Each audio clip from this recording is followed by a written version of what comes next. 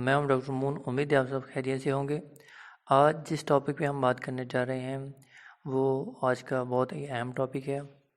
اس topic میں ہم بات کریں گے کہ قربانی کے جانور کی ہم نے دیکھ بھال کیسے کرنی ہے، جو اگر ہم 10-20 دن پہلے لے کے آتے ہیں تو اس میں کون کون سی اس کو خوراک دینی ہے، جانوروں کو موٹا کرنے والا ونڈا جو ہے اس میں کیا کیا شامل ہوتا ہے، اور اس کے بعد ہم اپنے جانور کو اگر ہم اپنے جانور کی حفاظت کیسے کر سکتے ہیں اگر ہمارے جانور کو موک لگ جائے یا افارہ ہو جائے یا اسے کوئی بھی اس طرح کا مسئلہ ہو تو ہم اس کا کیا علاج کریں۔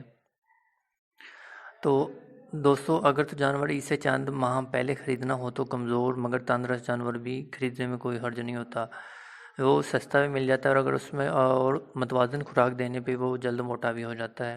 عید سے چند روز پہلے جانور خریدتے ہوئے وہ بڑی احتیاط کرنی چاہیے، کیونکہ کئی بیچنے والے دھوکے دہی سے کام لیتے ہیں۔ مثلاً قربانی کو جانور اگر دوندا نہیں ہے تو اس کے دانت وغیرہ توڑ کے تو اسے فروخت کر دیتے ہیں۔ دیکھتے ہیں کہ اب ہم قربانی کے جانور اپنے گھر لے ہیں تو اس کی دیکھ بھال کیسے کرنی ہے۔ جانور کی رہائش کے لیے سب سے پہلے تو رہائش ہوتی ہے، اس کی جانور کی رہائش کے لیے پہلے سے بنی ہوئی عمارت یا باڑہ استعمال کریں، جس میں ہوا کا گزر اور روشنی کا آنا اشد ضروری ہے۔ اگر جانور زیادہ ہیں اور کوئی کمرہ میسر نہیں تو بالکل سادہ سے چھپر بنا لیں، جس کی دیوار اور فرش کچا ہو، اور سستی سی چھت ڈالیں۔ سردی اور بارش سے بچاؤ کے لیے چھپر استعمال کریں، اور دن کے وقت موسم کی مناسبت سے کسی کھلی جگہ پر دھوپ میں رکھیں یا چرائی کے لیے بھیج دیں جانوروں کو۔ تو خوراک ڈالنے کے لیے لکڑی کی کھرلی بھی استعمال کی جا سکتی ہے، لیکن روزانہ اس کی صفائی بہت ضروری ہے۔ جانور کو موٹا کرنے کے لیے متوازن خوراک تو آپ کو پتہ ہے بہت ضروری ہوتی ہے، تاکہ جانور تھوڑے دن میں زیادہ وزن بڑھا سکے۔ جانور کو سبز چارہ کم اور متوازن ونڈا یا راشن زیادہ مقدار میں دینا چاہیے۔ یہ راشن سستا، مزیدار، غذائیت سے بھرپور اور قابل ہضم ہونا چاہیے۔ تو میں تصویر میں آپ کو گاہے بگاہے آپ کو 2-3 جو ہیں فارمولے جو ہیں موٹا کرنے والے وہ آپ کو دکھا دیتا ہوں، اس کے حساب سے آپ وہ ونڈا اپنے گھر میں بھی استعمال کر سکتے ہیں۔ تو یہ یوز کرنے سے آپ بہت اچھا آپ کو اس کا رزلٹ ملے گا۔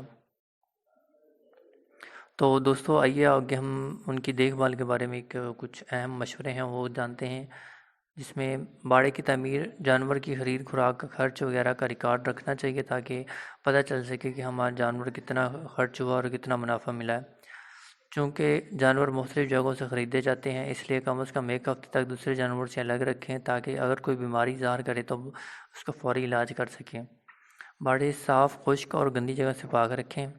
اندرونی کرموں سے بچاؤ کے لیے کرم کش دوائی پلائیں، اس کے لیے نلزان پلس، آکسفینڈازول، سسٹامیکس، پنچ اور اس طرح کی بہت سی دوائیاں مارکیٹ میں اویلیبل میں کوئی بھی آپ دے سکتے ہیں۔ جانور کو سردی سے بچائیں۔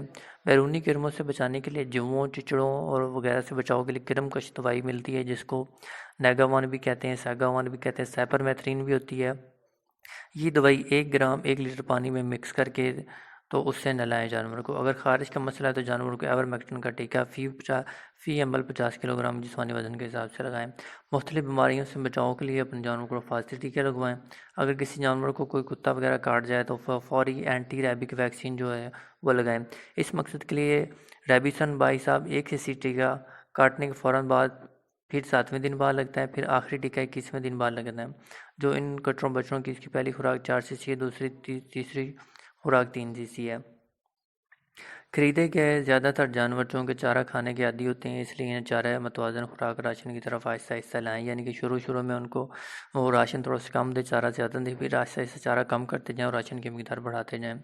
اگر جانور کو افارہ ہو جائے تو اس سلسلے میں 100 گرام سادہ تیل، جس کو ہم سرسوں کا تیل کہتے ہیں، 20 گرام تارپین کا تیل، 10 گرام ہینگ ملا دیں، اور ان کٹروں بچڑوں میں سے 500 گرام سادہ تیل، اور چھوٹے جو کٹڑے بچڑے ہوتے ہیں ان کے لیے 500 گرام سادہ تیل، 100 گرام تارپین کا تیل، اور 50 گرام ہینگ ڈوئے، وہ میں نے مکس کر کے وہ آپ دے سکتے ہیں۔ اگر یہ چیزیں دستیاب نہ ہوں تو میڈیورل کا ٹیکہ ملتا ہے، وہ 5 cc بکروں چھتروں کے لیے اور 20 cc بڑے جانوروں کے لیے پانی میں ملا کر پلانا چاہیے۔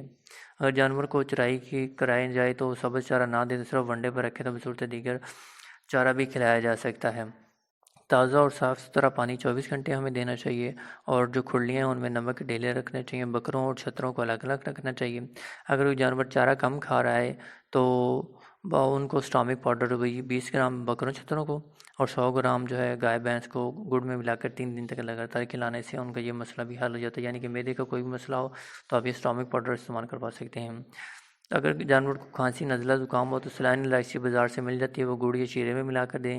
اگر کسی جانور کو موک کا مسئلہ ہو تو ٹرائموڈین کی گولی ایک بازار سے ملتی ہے، ایک گولی فی 40 کلو گرام جسمانی وزن کے حساب سے چاولوں کی پچ میں ملا کر 3 دن تک دینے سے یہ بھی مسئلہ حل ہو جاتا ہے۔ اور ساتھ میں ORS کا پانی جو ہے وہ پلائیں جانور کو۔ اگر جانور عید سے 2-3 دن پہلے خریدا گیا ہے تو اسے سبز چارے پر رکھیں، یا جس سے خریدا گیا ہو اس سے اس کی خوراک کے متعلق پوچھ لیں، کیونکہ اکثر جانور جو ہے وہ جب گھر لایا جاتا ہے تو بچے اور بڑے سب گھر والے اس کو پیار سے کھانا کھلاتے ہیں، اب سب سے چارہ وغیرہ کھلاتے ہیں، تو